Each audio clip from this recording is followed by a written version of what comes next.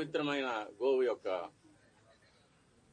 ఘృతాన్ని కల్తీ చేయడం అనేది అది స్వామివారికి మనకు జీవితాన్ని ఇచ్చే స్వామివారికి ఇటువంటి అపచారం జరగడం అనేది చాలా విచారకరమైన విషయం.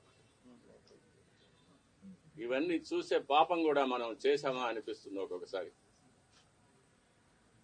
దీన్ని ఎన్నోసార్లు అప్పటి ఈఓ గారికి, చైర్మన్ గారికి దృష్టికి తీసుకెళ్లి ఇలా ప్రసాదాల నాణ్యత సరిగ్గా లేదు, ముందులాగా లేదు, ప్రసాదాల పరిమాణాలు స్వామివారికి సరిగ్గా నివేదన కావడం లేదు, సరైన ఆగమ ఉక్తమైన కాలాల్లో స్వామివారికి నైవేద్యాలు జరగడం లేదని ఎన్నోసార్లు దృష్టికి తీసుకెళ్లాం.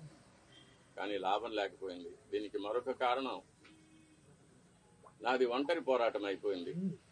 నాకు ఈ విషయాల్లో సహకరించేదానికి నా తోటి అర్చకులు ఎవరూ కూడా వారి వారి వ్యక్తిగత కారణాల వల్ల ముందుకు రాలేదు. ప్రధాన పరిచారకులైన వాళ్ళు రాలేదు.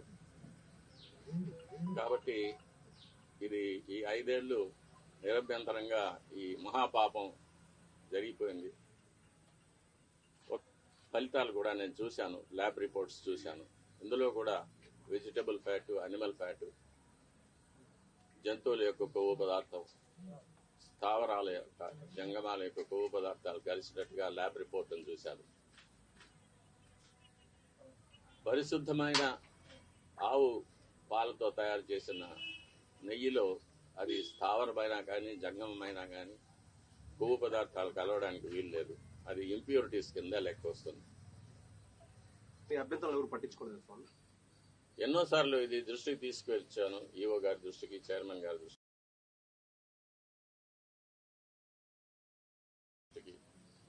కానీ ఎవరు దీన్ని పట్టించుకోలేదు.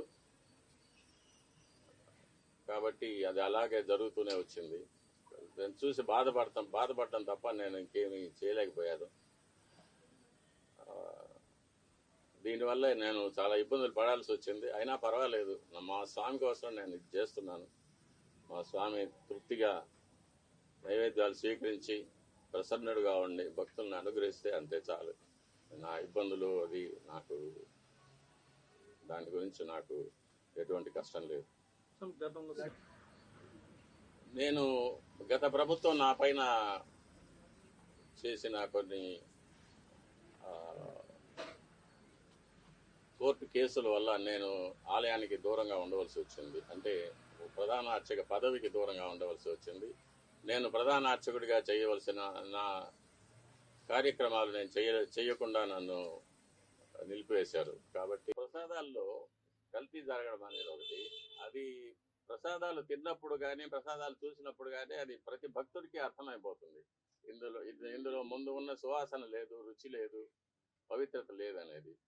అలాగే అన్నప్రసాదాల్లో కూడా ఈ కల్తీ నెయ్యి వాడి పొంగలు, చక్కెర పొంగలి, సీర మొదలైన వాటిలో కూడా ఇది కలిపి ఉన్నారు.